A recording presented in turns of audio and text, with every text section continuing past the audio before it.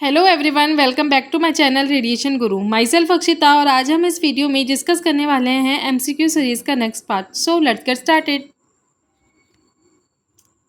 Part fifth. इससे पहले मैं एमसीक्यू सीरीज़ के 4 पार्ट अपलोड कर चुकी हूँ जिनका लिंक डिस्क्रिप्शन बॉक्स में मेंशन है। तो this is the first fifth part and question 1 is how many artificial radio nuclide as on a date. मतलब आज तक की डेट में कितने आर्टिफिशियल रेडियो न्यूक्लियाइड बन चुके हैं। तो option is 114, 18,000, 3,900, 2,500।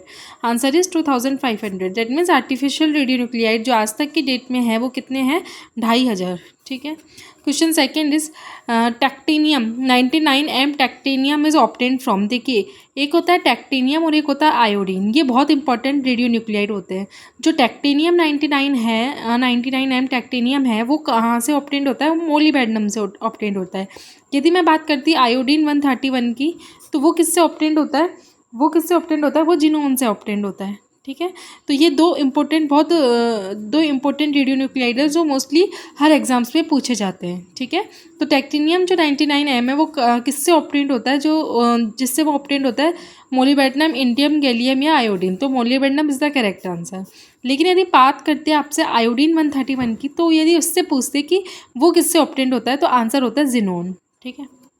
Next question is which radio nuclide is an ideal radio nuclide and account for every 70% in nuclear imaging. इनमें से कौन सा रेडियो न्यूक्लियाइड एक आइडियल रेडियो न्यूक्लियाइड है और वो न्यूक्लियर इमेजिंग का 70% मतलब अकाउंट को कैरी करता है? तो कौन सा है इनमें से जो आइडियल रेडियो न्यूक्लियाइड है? That is 99M technetium. ठीक है। तो this is the ideal radionuclide. Answer is 99M technetium. फिर उसके बाद 99M technetium has a half life of. देखिए, प्रत्येक रेडियो न्यूक्लियाइड की हाफ लाइफ होती है। इस क्वेश्चन में पूछा गया है कि 99M टैक्टीनियम की हाफ लाइफ कितनी है? तो आंसर इज 6 आवर्स। ठीक है। 6 घंटे की हाफ लाइफ होती है टैक्टीनियम की। ठीक है। 99M टैक्टीनियम रिलीजेस कितनी परसेंट गामा रेज को रिलीज करता है? देखिए, रेडियो न्यूक्लियाइड है, ऑब्वियसली गामा रेज को रिलीज करेगा, बट हाउ मच परसेंट, कितनी परसेंट को रिलीज करता है? तो ऑप्शन इज 50%, 95%, 88%, 99%। तो answer is 88%। Next question is in technetium generator is passed through the column to remove elute technetium 99M। देखिए, ये क्वेश्चन बहुत अच्छा क्वेश्चन है। इसके बारे में देखिए, सबसे पहले जो टैक्टीनियम 99M है वो उसका जो मोड ऑफ प्रोडक्शन मोड है वो कौन है? जनरेटर है। देखिए, जो रेडियो न्यूक्लियाइड की बात करें तो 3 तरीके से जनरेट किया जा सकते हैं। पहले 3 तरीके से प्रोडक्शन होता है। पहला जनरेटर, दूसरा रिएक्टर और तीसरा फ्यूजन प्रोसेस। ठीक है। तो ये 3 तरीके से टैक्टीनियम रेडियो न्यूक्लियाइड का प्रोडक्शन होता है। बट बात करें टैक्टीनियम की, तो टैक्टीनियम का जो प्रोडक्शन मोड है वो क्या है? जनरेटर। ठीक है। अब जब टैक्टीनियम जनरेटर में प्रोड्यूस होता है तो वो कुछ कॉलम में से पास होता है और उसमें कुछ कॉलम्स बने हुए रहते हैं जनरेटर में, और उन कॉलम में से जब टैक्टीनियम 99 रिमूव होता है उस प्रोसेस को कहते हैं इल्यूजन। क्या कहते हैं? जो इल्यूट के फॉर्म में लिखी हुई है इस प्रोसेस को इल्यूजन कहते हैं, जब कोई भी कॉलम में से टैक्टीनियम 99M को रिमूव किया जाता है। तो उसमें कौन सा सोल्यूशन रहता है? उसमें रहता है आइसोटोनिक सैलाइन 0.9%। ठीक है ना। तो वो सॉल्यूशन उसमें भरा हुआ रहता है उस कॉलम में, जनरेटर के कॉलम में। टैक्टीनियम है उसका प्रोडक्शन मोड है जनरेटर। ठीक है। Next question in atomic number of bismuth is. बात करें बिस्मिथ का एटॉमिक नंबर तो 83 है। क्वेश्चन आपसे पूछता है कि लीड का एटॉमिक नंबर क्या है? तो दैट इज 82। ठीक है। जो लीड का एटॉमिक नंबर होता है वो कितना होता है? 82। Nuclear medicine. देखिए, न्यूक्लियर मेडिसिन पूछा है क्या होती है? The field involving the clinical use of sealed radio nuclide या फिर the field involving the non ionising radiation. तो देखिए, ये न्यूक्लियर मेडिसिन रेडियो न्यूक्लियाइड्स को यूज़ करते हैं जो कि सील्ड रहते हैं। ठीक है, पैक्ड रहते हैं। नॉन सील्ड सिल्ड नहीं, नॉन सिल्ड आता है यहाँ पे, कि जो रेडियो न्यूक्लियाइड है वो नॉन सिल्ड होते हैं, ठीक है ना। वो ऐसे रेडियो न्यूक्लियाइड जो नॉन सिल्ड होते हैं उन्हें हम क्लिनिकल यूज़ में हम नॉन सिल्ड रेडियो न्यूक्लियाइड्स लेते हैं, उसे न्यूक्लियर मेडिसिन कहते हैं। न्यूक्लियर मेडिसिन वो फील्ड होती है जिसमें क्लिनिकल पर्पज़ के लिए हम non sealed radio nuclide use लेते हैं, ठीक है ना। वो रेडियो न्यूक्लियाइड जो कि नॉन सिल्ड होते हैं, तो वो न्यूक्लियर मेडिसिन होती है। Next question is which of the radio nuclide is obtained from the fission process. Fission process से कौन सा रेडियो न्यूक्लियाइड्स बनता है। देखिए फिजन प्रोडक्ट से 3 रेडियो न्यूक्लियाइड बनते हैं बेसिकली। कौन कौन से, एक तो आयोडीन 131, एक जिनोन, आयोडीन 131, एक जिनोन और एक मोलिबेडनम। बट इस क्वेश्चन में आपके पास ऑप्शन है 99M टैक्टिनियम, गैलियम 67, इंडियम। यदि इस क्वेश्चन में जिनोन और मोलिबेडनम में से भी कोई ऑप्शन होता तो वो आंसर भी सही होता, बिकॉज फ्यूजन प्रोसेस से 3 ही रेडियो न्यूक्लियाइड है जो कि ऑब्टेन किए जाते हैं। 2 तरीके की प्रोसेस होती है, एक फिजन प्रोसेस और एक फ्यूजन प्रोसेस, ठीक है। फ्यूजन प्रोसेस में दो स्मॉल न्यूक्लियाई जुड़ जाते हैं और फिजन में टूट जाते हैं, ठीक है। तो बात करें फिजन प्रोसेस की, तो इससे 3 बनते हैं, एक तो आयोडीन 139, एक जिनोन और एक मोलिबेडनम। तो इस क्वेश्चन में आंसर है आपका iodine.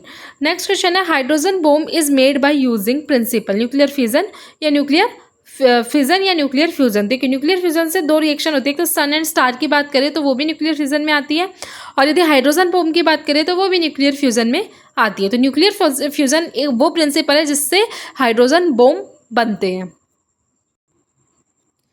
Next question is the time required for a radionuclide to decay to half of its original activity is known as। Original activity का मतलब रेडियोन्यूक्लाइड जो टाइम है वो हाफ हो जाए। रेडियोन्यूक्लाइड डीके का जो टाइम है वो अपनी ओरिजिनल एक्टिविटी का यदि हाफ हो जाए तो उसे क्या कहते हैं, डीके कांस्टेंट कहते हैं, क्यूरी कहते हैं, एक्टिविटी कहते हैं या हाफ लाइफ कहते हैं। बिल्कुल, यदि कोई भी ओरिजिनल एक्टिविटी का हाफ टाइम हो जाए, हाफ टाइम तो नाम से पता लग रहा है हाफ लाइफ होगा, ठीक है।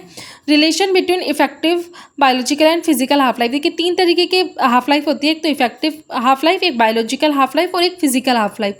इन तीनों के बीच में एक रिलेशन दिया हुआ है आपकी बुक्स में, वो रिलेशन है 1/T effective equal to 1/T biological plus 1/T physical. मतलब biological plus physical equal to effective, but upon में आएंगे ये। तो करेक्ट रिलेशन जो है इफेक्टिव, बायोलॉजिकल और फिजिकल हाफ लाइफ का वो है 1/TE इक्वल टू 1/TB। मतलब 1/TE means effective half life, तो 1/TE means effective half life equal to 1/TB means biological half life plus 1/T half, that means physical half life. तो the correct relation between these are this. Next question is production mode of 19। देखो मैंने अभी previous question में बताया था कि 99M टेक्टिनियम का production mode क्या है, रिएक्टर है, साइक्लोट्रॉन है। हाँ, उसमें 3 तरीके से रेडियो न्यूक्लियाइड का जो प्रोडक्शन होता है वो 3 नहीं 4 तरीके से, एक ही साइक्लोट्रॉन में भूल गई थी, तो जनरेटर, साइक्लोट्रॉन, रिएक्टर और फिजन प्रोडक्ट, 4 तरीके से हम रेडियो न्यूक्लियाइड का प्रोडक्शन कर सकते हैं। बट बात करें टेक्टिनियम 99M की, तो उसका जो प्रोडक्शन मोड है वो है जनरेटर, ठीक है। बाकी बात करें साइक्लोट्रॉन की, तो साइक्लोट्रॉन का प्रोडक्शन मोड कौन कौन से होते हैं, गैलियम, इंडियम, ठीक है ना। ये साइक्लोट्रॉन से प्रोड्यूस होता है। प्रोडक्शन मोड जो रहता है वो साइक्लोट्रॉन रहता है, गैलियम, इंडियम इन रेडियो न्यूक्लियाइड्स का। 99M टेक्टिनियम का जो प्रोडक्शन मोड रहता है जनरेटर रहता है। फिजन प्रोडक्ट की बात करें, आयोडीन 131 फिजन प्रोडक्ट होता है जिसमें बीटा इमिशन का डीके होता है, बीटा डीके होता है, ठीक है। और रिएक्टर की बात करें तो रिएक्टर में आयोडीन 125 ये रिएक्टर में आता है, ठीक है। तो 4 तरीके से हम रेडियो न्यूक्लियाइड को प्रोडक्ट कर सकते हैं, और अलग अलग रेडियो न्यूक्लियाइड के लिए अलग अलग जो प्रोडक्शन मोड होते हैं, ठीक है। क्वेश्चन नंबर 13 की बात करें तो इफेक्टिव हाफ लाइफ तो बहुत बार पढ़ा होगा, टी हाफ इक्वल टू 0.693/λ, ठीक है। ये बेसिक इक्वेशन होती है। Next question is cyclotron production mode is widely used which radio nuclide. Cyclotron मैंने अभी आपको बोला कि हम कोई से भी रेडियो न्यूक्लियाइड का जो प्रोडक्शन मोड है वो 4 तरीके से होता है, जनरेटर, साइक्लोट्रॉन, रिएक्टर और फिजन प्रोडक्ट। तो जो सबसे ज़्यादा साइक्लोट्रॉन से जो सबसे ज़्यादा प्रोडक्ट होता है वो रेडियो न्यूक्लियाइड कौन सा है, गैलियम, इंडियम, जिनोन या आयोडीन। आयोडीन मैंने आपको बताया कि ये रिएक्टर से प्रोड्यूस होता है, इसका जो प्रोडक्शन मोड है वो रिएक्टर है। जिनोन किसका है, जिनोन भी फिजन प्रोडक्ट का है, और सॉरी आयोडीन भी फिजन, आयोडीन 131 भी फिजन प्रोडक्ट है और जिनोन भी फिजन प्रोडक्ट का है, और दोनों ही बीटा डी के देते हैं। आयोडीन 125 की बात करते हैं तो वो रिएक्टर, जो उसका प्रोडक्शन मोड है वो रिएक्टर है। और इंडियम और गैलियम, ये दोनों का जो प्रोडक्शन मोड है वो साइक्लोट्रॉन है। बट पूछा है कि वाइडली यूज, सबसे ज़्यादा यूज कौन से रेडियो न्यूक्लियाइड को किया जाता है, तो आंसर इज गैलियम। गैलियम को सबसे ज़्यादा यूज़ किया जाता है। सबसे गैलियम 67 एक वो रेडियो न्यूक्लियाइड है जिससे साइक्लोट्रॉन प्रोडक्शन मोड, मतलब साइक्लोट्रॉन से ज़्यादा प्रोडक्ट किया जाता है। साइक्लोट्रॉन जो सबसे ज़्यादा बनाता है वो गैलियम 67 को बनाता है। ठीक है, तो ये आपका नेक्स्ट पार्ट था इस वीडियो के रिगार्डिंग। यदि आपको कोई भी डाउट हो तो मुझे आप कमेंट सेक्शन में कमेंट करके बता सकते हैं। वीडियो पसंद आई हो तो like, comment and subscribe. Thank you so much.